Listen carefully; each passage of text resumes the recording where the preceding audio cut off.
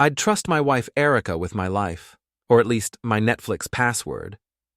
That's what I used to tell people when they asked about our marriage, usually followed by that knowing chuckle that says, "Aren't I just the luckiest bastard alive?" Turns out, I was half right about the bastard part. My name is Tom Jensen, and until 3 months ago, I thought I had it all figured out. 39 years old, married to the most beautiful woman in our neighborhood, running a successful custom auto shop downtown. Erica worked in corporate PR, all sharp suits and sharper smiles, the kind of woman who could sell ice to Eskimos or convince you that your own thoughts were her idea. "Tom, honey, could you grab my phone?" she called from upstairs that Tuesday morning, her voice floating down like honey laced with arsenic. Not that I knew about the arsenic part yet. I found her phone buzzing on the kitchen counter. The screen lit up with a text from someone named A, just the letter A, like she was texting the damn alphabet. The message preview showed, "Last night was incredible. When can we—" The screen went dark before I could read more. "Found it!" I called back, my voice steady despite the ice forming in my gut. I'd been married to Erica for 8 years. 8 years of believing I was the only man who could make her laugh that particular way, who knew exactly how she liked her coffee, who understood why she always wore her lucky earrings to important meetings. Apparently, I wasn't the only one getting to know her intimately. Before we dive deeper into this story, I have one small request. Please subscribe, drop a like, and tell me in the comments what city you're watching from. I climbed the stairs, phone in hand, studying my wife as she applied her makeup in our bedroom mirror. Same routine, same precision, same practiced smile when she saw my reflection behind her. "Thanks, baby." She took the phone without looking at it, kissed my cheek with lips that tasted like lies I hadn't learned to recognize yet. "I've got that big presentation today. Might be late." "How late?" I asked, watching her face in the mirror. "Hard to say. You know how these corporate things go. Dinner, drinks, schmoozing." She turned around, smoothing down her skirt. "Don't wait up." I nodded, playing the understanding husband while my mind cataloged every detail. The new perfume she'd started wearing last month. The gym membership she never seemed to use but always had excuses to leave the house for. The way she'd started putting her phone face down during dinner. "I'll probably work late too," I said.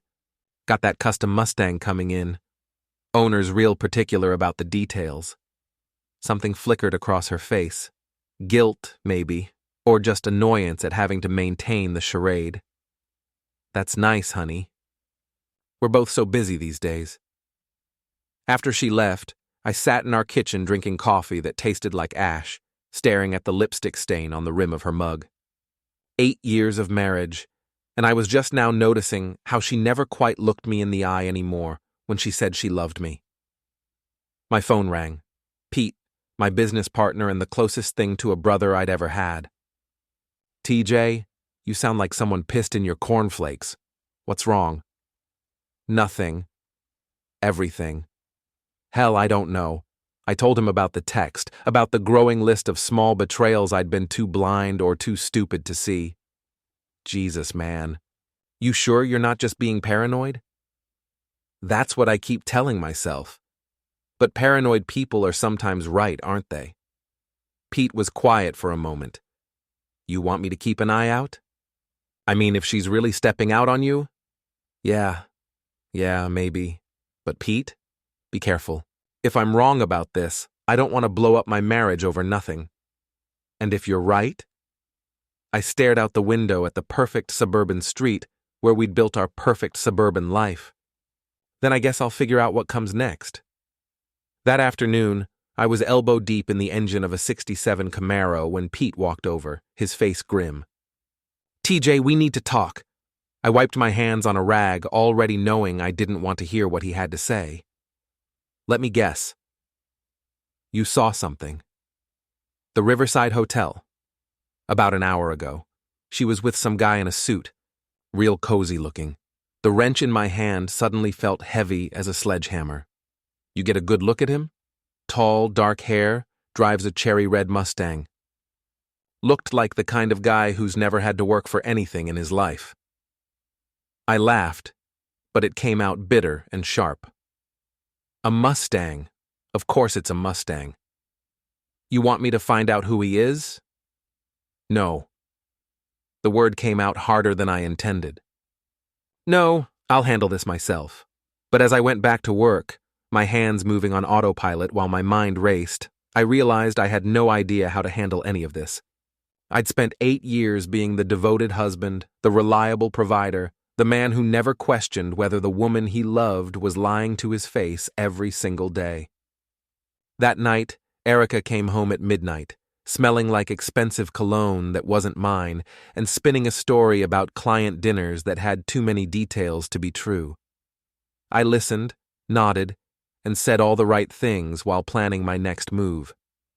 Because if there's one thing I learned in 8 years of marriage, it's that Erica always underestimated me. She saw a simple mechanic who was grateful to be married above his station. She had no idea she'd just awakened something that would burn her perfect little world to the ground. The next morning, I did something I'd never done in 8 years of marriage. I followed my wife. Not in some creepy stalker way. I'm not a complete psychopath. I just happened to have a parts run that took me past her office building around lunchtime. And if I happened to park across the street with a clear view of the entrance, well, that was just good planning. I didn't have to wait long. At 12:47, Erica walked out of the building, but not toward any of the usual lunch spots. She walked 3 blocks to the Riverside Hotel, the same one Pete had mentioned, and there, leaning against a cherry-red Mustang like he was posing for a cologne ad, was the other man. He was everything I wasn't. Tall where I was, average height, polished where I was rough around the edges, the kind of guy who probably had his suits tailored and his shoes shined by someone else. When he smiled at my wife, it was with the confidence of a man who'd never been told no. I watched them embrace, not the careful public hug of business associates, but the lingering, intimate touch of lovers. She ran her hand down his chest. He whispered something in her ear that made her laugh, and I felt something cold and sharp settle in my chest. My phone buzzed. A text from Erica. Lunch meeting running long. See you tonight. Love you. Love you. 2 words that used to mean everything, now just part of an elaborate lie. I took pictures. Not because I was planning anything specific, but because some instinct told me I'd need evidence later. The Mustang's license plate. The 2 of them walking into the hotel. The timestamp showing exactly when my wife chose to betray everything we'd built together. Back at the shop, I ran the license plate through a friend who worked at the DMV. Alex Grant, 34, lived in one of those expensive downtown lofts that cost more per month than most people made in a year.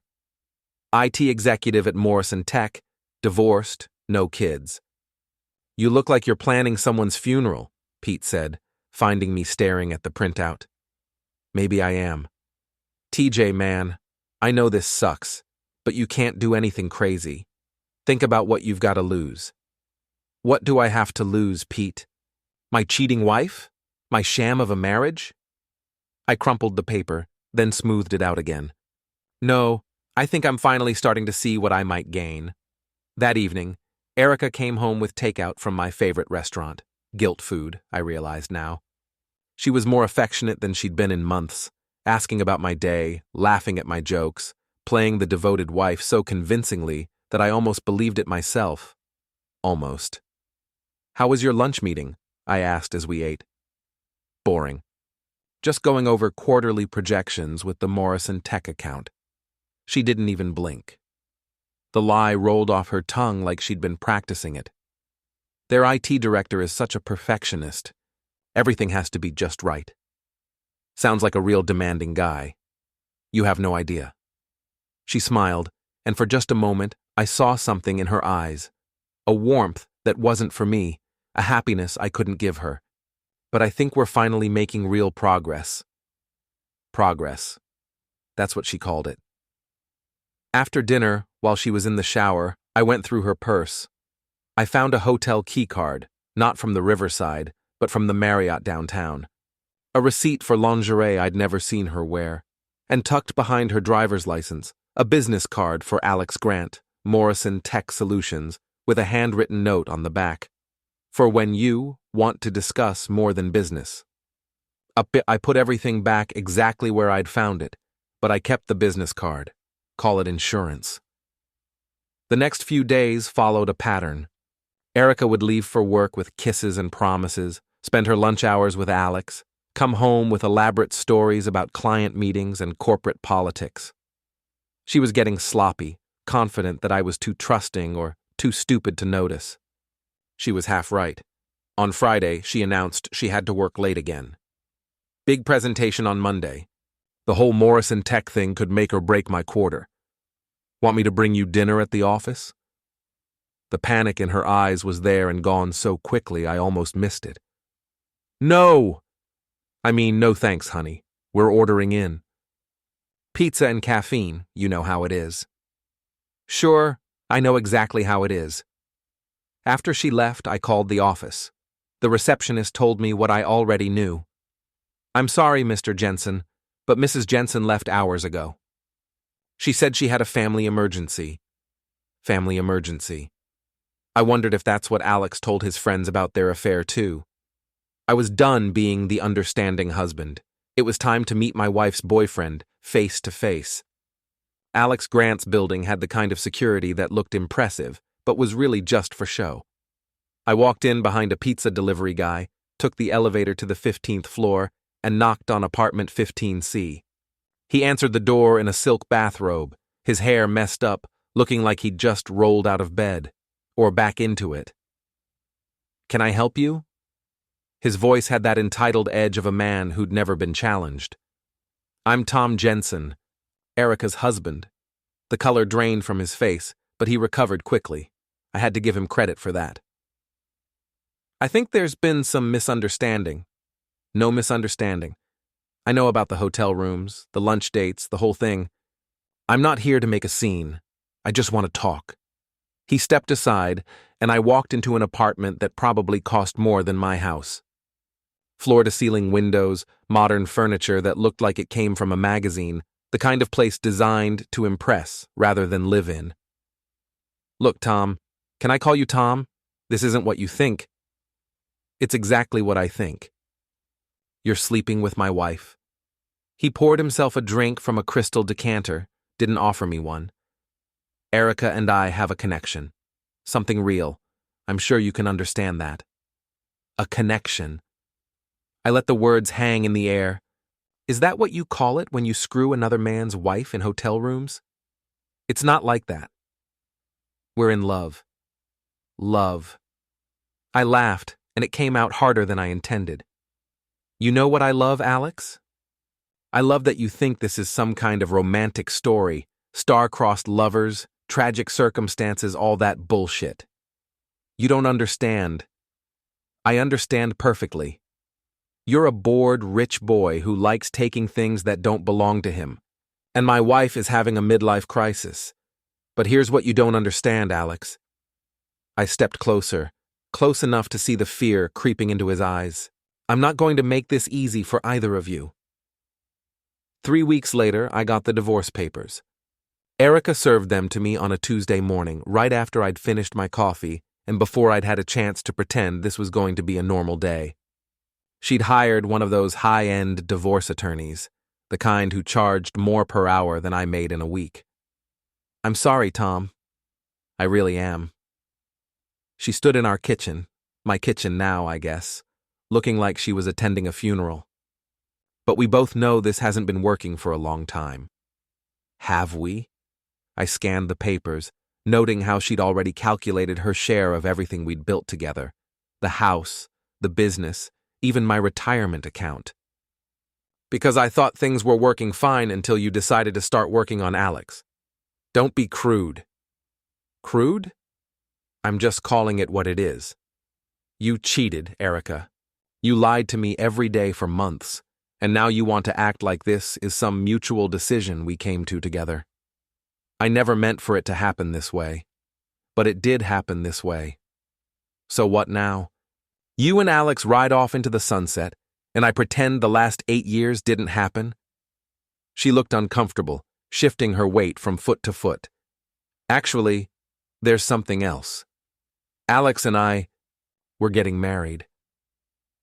The coffee mug in my hand suddenly felt like it weighed 1,000 pounds. Married. Next month, it's going to be small, just close friends and family. How thoughtful. I assume I'm not invited. Tom, please don't make this harder than it has to be. Harder? I set the mug down very carefully, because I was afraid if I held on to it much longer, I might throw it. Erica, you cheated on me, filed for divorce, and now you're marrying your boyfriend next month. Exactly how much harder could this get? She didn't answer that. Just gathered up her purse and her keys and her righteous indignation and walked out of my life like she was leaving a bad movie. After she left, I called Pete. She's marrying him, I said without preamble. Jesus. When? Next month. Small ceremony, close friends and family only. Pete was quiet for a moment. You okay, man? No, I'm really not okay. I looked around the house that suddenly felt too big and too empty. But I'm not done either. What do you mean? I mean, Erica thinks she can just walk away from this, rewrite history, make herself the victim, start fresh with her new life and her new husband. But she's wrong. TJ, whatever you're thinking, I'm thinking it's time she learned that actions have consequences. Over the next few weeks, I did my homework. I learned that Alex and Erica were planning their wedding at the Grandview Country Club, the kind of place where the membership fee cost more than most people's cars. I learned that she'd invited all our mutual friends, spinning the story so she came out looking like the woman who'd finally found true love after being trapped in a loveless marriage. I learned that she'd been telling people I was taking it well and that we were going to have an amicable divorce. Most importantly, I learned that she'd been planning this for a lot longer than I'd thought. My sister Jenny came by one evening, ostensibly to check on me, but really to deliver some news she thought I should hear. I ran into Chloe at the grocery store, she said, settling into the kitchen chair that used to be Erica's. She was full of gossip about the wedding. Chloe was one of Erica's closest friends, the kind of woman who treated other people's business like her personal entertainment. Let me guess. It's going to be the wedding of the century. Actually, she said something interesting about how Erica's been planning this for over a year. I looked up from the beer I'd been staring at. What do you mean, planning this? The divorce, the wedding, all of it. Apparently, she and Alex met at some corporate retreat last year and it was love at first sight. Chloe was giggling about how romantic it was, how Erica had to wait for the right time to leave you. The right time. Like our marriage was just an inconvenience she had to work around. There's more, Jenny continued. Chloe said Erica's been moving money around, making sure she gets her fair share of everything. And apparently, Alex has been helping her with the financial planning. Helping her how? I don't know the details, but it sounds like they've been working together to make sure she comes out of this divorce as well as possible. I felt that cold, sharp thing in my chest again, but this time it was different. This time, it felt like clarity. Jenny, do me a favor, call Chloe back, tell her you're happy for Erica and you'd love to help with the wedding planning. See what else you can find out. Tom, what are you planning? I smiled, and for the first time in weeks, it felt genuine. I'm planning to give my wife the wedding she deserves. The next day, I went to see a lawyer of my own. Not one of those high-end divorce attorneys Erica had hired, but a scrappy former prosecutor who specialized in cases where someone was trying to hide assets during a divorce. His name was David Park, and his office looked like a tornado had hit it, but his reputation was solid. Mr. Jensen, I've looked over the papers your wife filed, and I have to ask, did you know she'd been moving money out of your joint accounts? I suspected something, but I didn't know the details. Well, here are the details. He spread out bank statements across his desk. Over the past 6 months, she's transferred nearly $40,000 from your joint savings into a personal account. Small amounts, spread out over time, probably hoping you wouldn't notice. Is that legal? Technically, yes, since it was a joint account. But morally, and in the eyes of a divorce court, that's a different story. What can we do about it? David smiled, and it wasn't a nice smile. We can make sure she doesn't get to keep money she essentially stole from you. And if she's been planning this divorce while hiding assets, well, that's going to look very bad to a judge. How bad? Bad enough that she might find herself walking away from this marriage with a lot less than she's expecting. I left his office, feeling better than I had in months. Erica thought she was so clever, planning her perfect exit strategy, making sure she got everything she wanted while I got left with the scraps. She had no idea I was planning a strategy of my own. The wedding was in 2 weeks. I had 14 days to make sure it was a day she'd never forget. The morning of Erica's wedding dawned bright and clear, the kind of perfect spring day that made you believe in new beginnings and happy endings. Too bad I was about to ruin both for my soon-to-be ex-wife. I dressed carefully, my best suit, the one Erica had bought me for her company Christmas party 2 years ago. She'd said I looked handsome in it, distinguished. I figured if I was going to crash her wedding, I might as well look good doing it. Pete had tried to talk me out of it, of course. TJ, this is insane. You can't just show up at their wedding. Watch me. What's your endgame here? You embarrass them in front of their friends, then what? You still end up divorced and now you look like the crazy ex-husband? Maybe. Or maybe it's time everyone learned the truth about who Erica really is. Jenny had been more supportive, in her own way. If you're going to do this, you better make it count. And you better have an exit strategy. I've got both covered. The Grandview Country Club looked like something out of a fairy tale. White roses everywhere, string quartet on the terrace, guests in their finest clothes sipping champagne and pretending they were at the social event of the season rather than watching a woman marry her affair partner. I parked across the street and watched the guests arrive. I recognized most of them. Our mutual friends who'd apparently chosen sides without bothering to hear mine. Erica's parents, who'd never liked me anyway. Alex's family, who looked like they'd stepped out of a catalog for expensive things. And then I saw her. Erica looked beautiful, of course. She always looked beautiful. The wedding dress was something out of a magazine, probably cost more than my truck, and she wore it like she was born to be the center of attention. When she smiled at Alex, standing there in his perfect tuxedo with his perfect hair, I almost believed they were actually in love. Almost. I waited until the ceremony started, until the minister began his speech about love and commitment and the sacred bonds of marriage. Then I walked through the front door of the country club like I owned the place. The ushers tried to stop me, but I smiled and told them I was family, close family. They looked confused, but let me pass. After all, who crashes a wedding in $1,000 suit? I slipped into the back row just as the minister was getting to the good part. If anyone has any reason why these two should not be wed, speak now or forever hold your peace. The silence stretched out, heavy and expectant. Erica was smiling at Alex, probably thinking about how perfect everything was going, how she'd managed to trade up from a simple mechanic to a tech executive without any messy complications. That's when I stood up. Actually, I have something to say. The gasp that went through the crowd was everything I'd hoped for. Heads turned, people whispered, and Erica's face went white as her dress. Tom. Alex's voice carried across the silent room. What are you doing here? I'm here to wish the happy couple well, of course. And to share a little story about true love. The minister looked confused.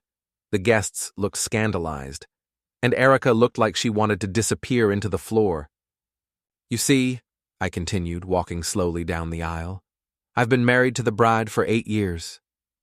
8 wonderful years of what I thought was a committed, faithful relationship.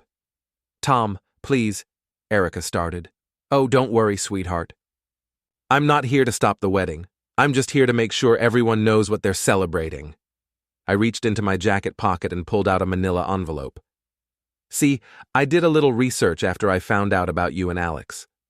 Amazing what you can learn when you start paying attention. Security? Alex called out, but I kept talking. Did you know, for instance, that the bride and groom have been having an affair for over a year?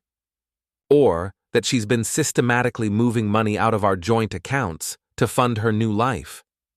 The whispers in the crowd were getting louder. Erica's mother looked mortified. Alex's family looked confused and angry. But here's my favorite part, I continued, opening the envelope. The bride told everyone that our marriage was loveless, that we'd grown apart, that this was all very amicable. I pulled out a stack of photographs, printouts from social media, hotel receipts, bank statements, text messages I'd managed to recover from our phone records. These tell a different story.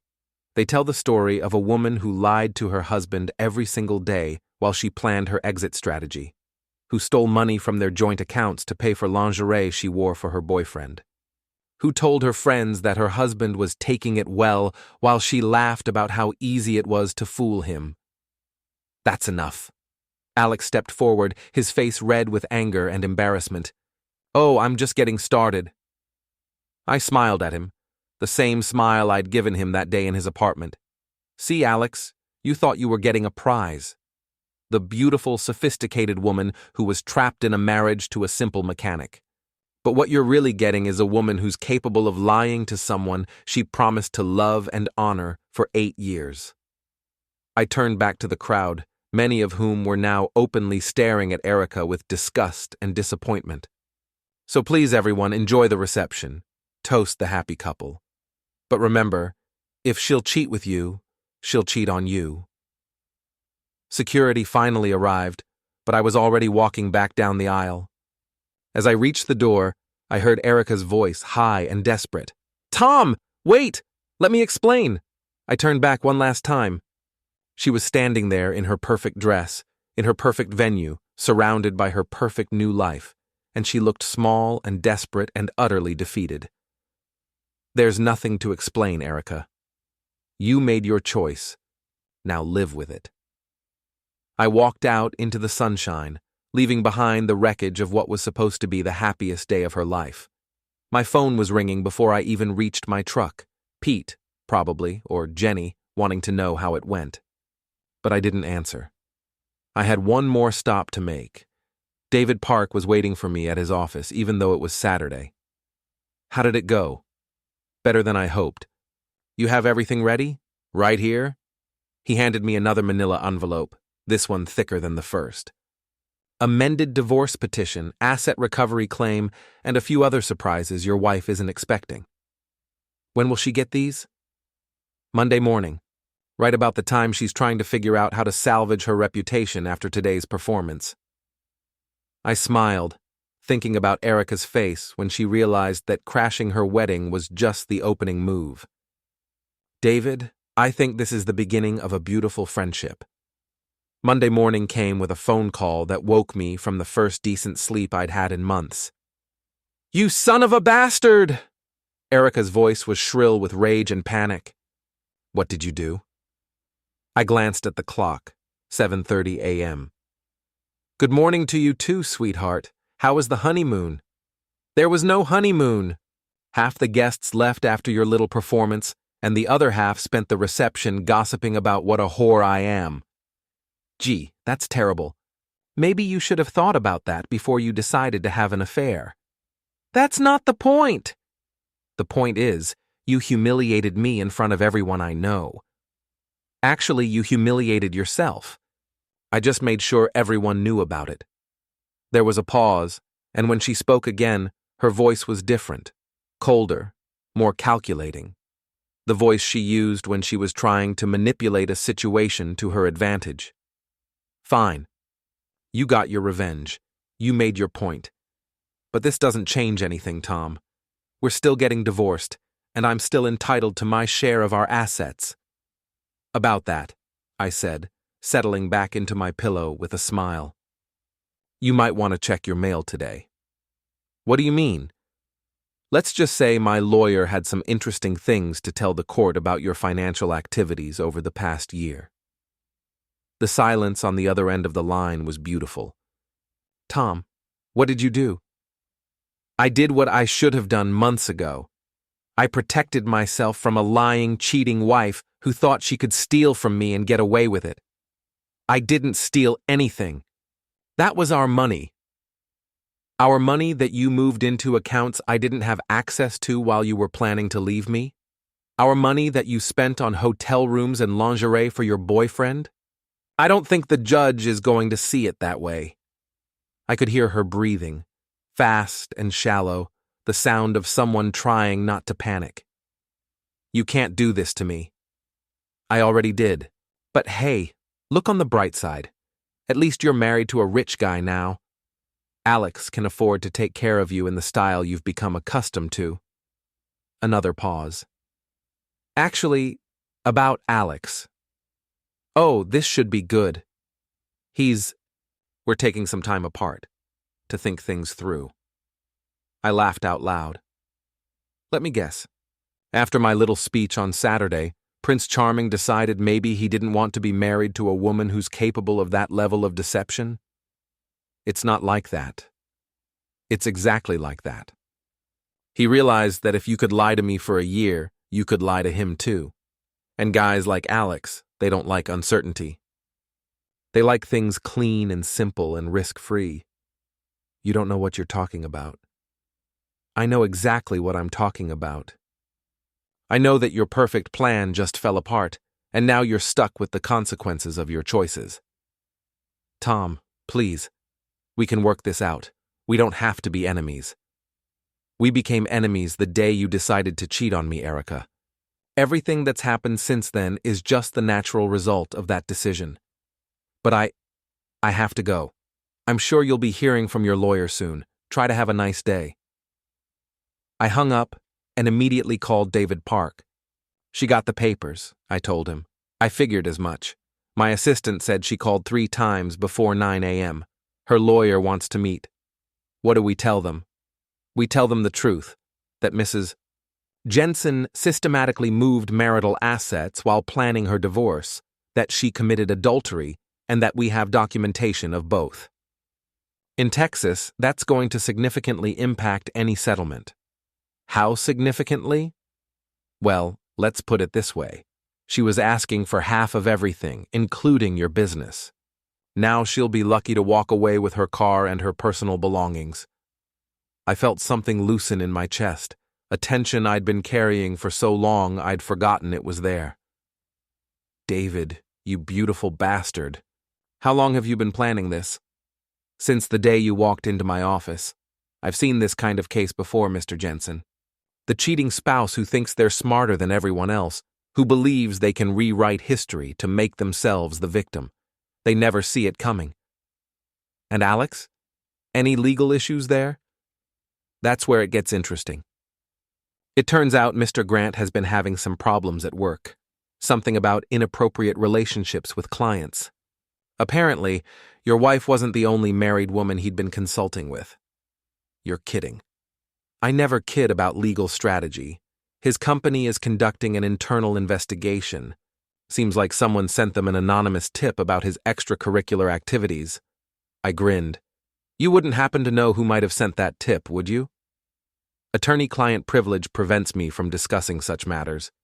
But hypothetically speaking, if someone had documentation of Mr. Grant's pattern of behavior with married clients, and if that someone felt a civic duty to inform his employer, well, that would just be good citizenship. Hypothetically speaking. Of course. After I hung up, I sat in my kitchen, in my house, which I was apparently going to get to keep, and tried to process everything that had happened. 3 days ago, I'd been the betrayed husband, the victim, the man everyone pitied. Now I was the one holding all the cards. My phone rang again. This time, it was Pete. TJ, what the hell did you do? Erica's been calling everyone we know, crying about how you're trying to destroy her life. I'm not trying to destroy her life, Pete. I'm just making sure she doesn't destroy mine. Yeah, well, it's working. Word is she and Alex are done. Her job is asking questions about her personal conduct, and half her friends won't return her calls. Sounds like the consequences of her own actions catching up with her. Jesus, man. Remind me never to get on your bad side. Pete, you've been my friend for 15 years. You've got nothing to worry about.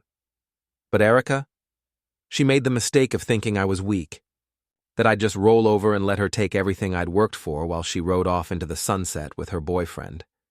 And now she's learning that I'm a lot of things, but weak isn't one of them. That afternoon, I went back to work for the first time since the wedding. The guys at the shop had heard about what happened. News travels fast in a small community, and they greeted me like a returning war hero. TJ, Marcus, one of my best mechanics, called out as I walked in. Heard you gave your ex-wife quite a wedding present. Just returning the favor, I said. She gave me 8 years of lies. I gave her 1 day of truth.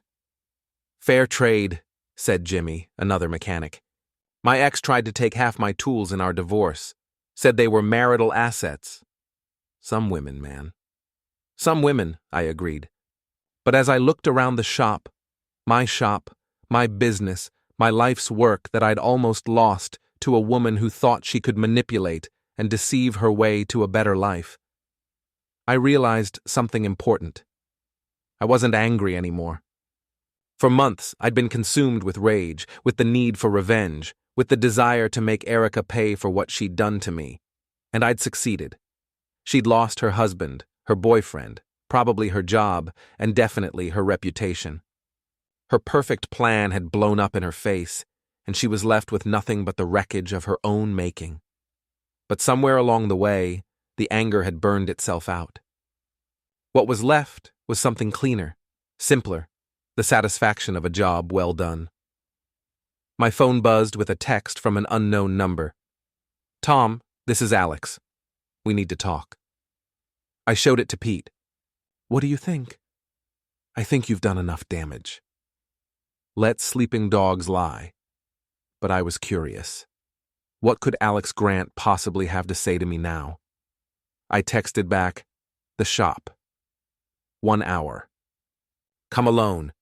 Because if there's one thing I'd learned from this whole mess, it's that when someone says you need to talk, it usually means they need something from you. And after everything that had happened, I was very interested to hear what Alex Grant needed. Alex Grant showed up at my shop looking like a man who'd been hit by a truck.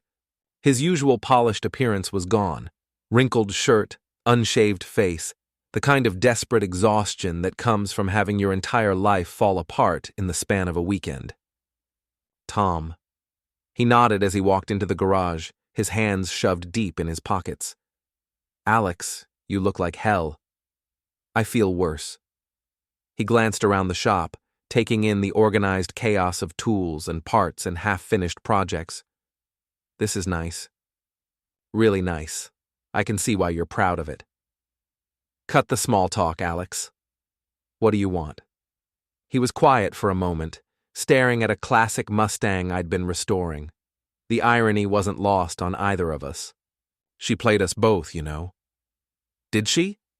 Come on, Tom. You think I'm the first? You think you were the only husband she lied to? I set down the wrench I'd been holding and gave him my full attention. What are you talking about? Erica. She's done this before. The whole thing, the affair, the divorce, the remarriage, her first husband before you, same story. She cheated on him with some guy, took half his assets in the divorce, married the boyfriend. You're lying. I wish I was. He pulled out his phone, showed me a screenshot of a social media profile. Richard Hartman, married to Erica from 2010 to 2012. Want to guess how that ended? I stared at the screen, feeling something cold settle in my stomach. You talked to him? I hired a private investigator after your little performance at the wedding. Wanted to know what I was really getting myself into. He laughed bitterly. Turns out I was getting myself into a pattern. Erica finds a successful man, marries him, gets bored, finds someone richer, and trades up. Like she's collecting upgrades. And you were supposed to be her next upgrade. Until you made it clear that being with her comes with consequences. Suddenly, I wasn't so attractive anymore. I leaned against my workbench processing this information. So what do you want from me, Alex? Sympathy? Forgiveness? A shoulder to cry on? I want to make this right. Little late for that, don't you think? Maybe.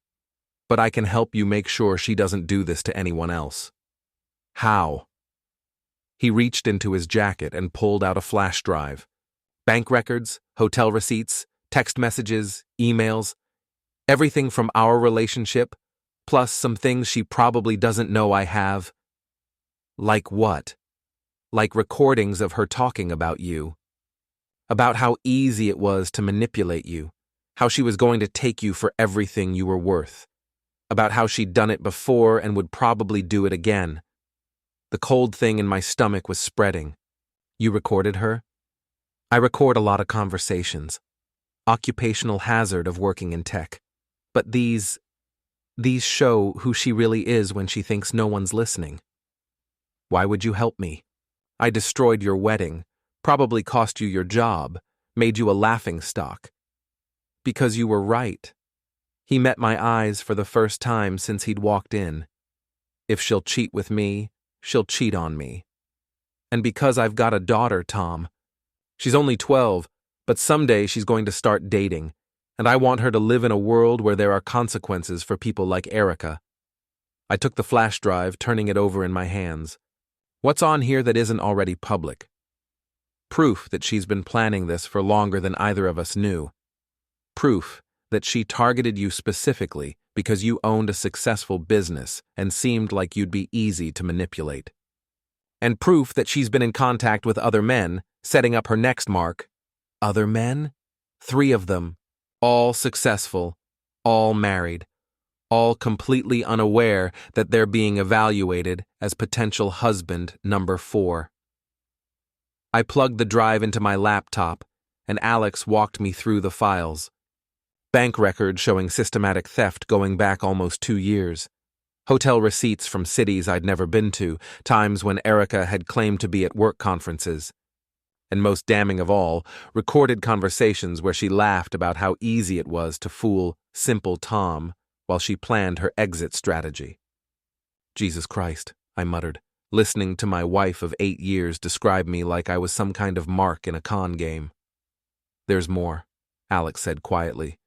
She's been talking to a reporter. Some freelancer who writes for those gossip websites. She's planning to sell her story. The abused wife who finally found the courage to leave her controlling husband, only to have him destroy her wedding in a fit of jealous rage. She's going to make herself the victim.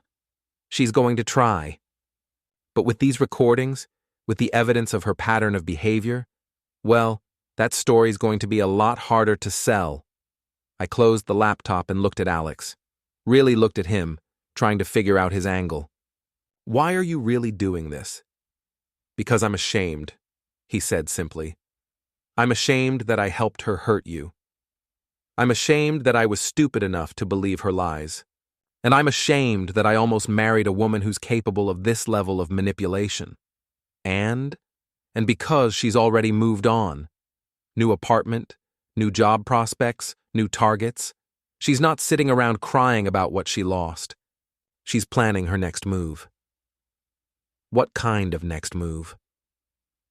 The kind where she disappears with whatever money she managed to hide, starts over in a new city, and finds her next victim.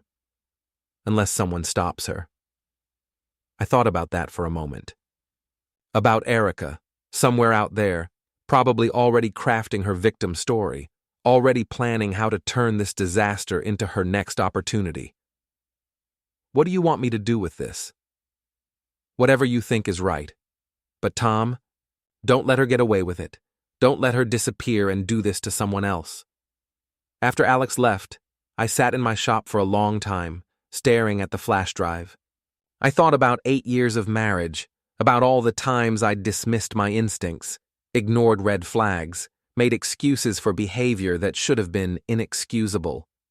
I thought about Richard Hartman, Erica's first husband, who'd probably gone through the same thing I had, and about the 3 men she was currently targeting, who had no idea what was coming. My phone rang. Jenny. Tom, We need to talk. Erica's been calling around, telling people you're harassing her, that you've been threatening her. She's trying to get people to feel sorry for her. Let me guess. Poor Erica, driven to have an affair by her controlling, abusive husband. Something like that. But Tom, some people are starting to believe her. Chloe's been spreading the story around, and you know how these things go. Actually, Jenny, I think it's time we told the real story. What do you mean? I mean it's time everyone learned who Erica really is. And I mean everyone. I spent the rest of the evening going through Alex's files, cross-referencing them with my own evidence, building a timeline that showed not just what Erica had done to me, but what she'd done before and what she was planning to do next. By midnight, I had everything I needed. By morning, Erica's story was going to be a lot more complicated than she'd planned. Because if there's one thing I'd learned from this whole experience, it's that the truth has a way of catching up with people who make a living out of lies. And Erica's truth was about to catch up with her in a very public way. The next morning, I made 3 phone calls. The first was to Richard Hartman, Erica's first husband. He was more than happy to share his story once he learned what she'd been up to. The second was to the 3 men Alex had identified as Erica's current targets. 2 of them hung up on me, but the third, a successful contractor named Mike Sullivan, listened to everything I had to say and thanked me for the warning. The third call was to that freelance reporter Erica had been talking to. Miss Rodriguez? This is Tom Jensen. I understand you're working on a story about my ex-wife.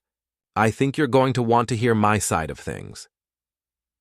3 hours later, I walked out of that interview knowing that Erica's victim story was never going to see the light of day. Because the real story, the story of a serial manipulator who targeted successful men, destroyed their lives, and moved on to the next victim, was so much more interesting. My phone was ringing as I got back to the shop. Erica, probably having heard that her carefully constructed narrative was falling apart. I let it go to voicemail. Whatever she had to say, I'd already heard enough lies for one lifetime. The truth was finally out there, and for the first time in months, that felt like enough.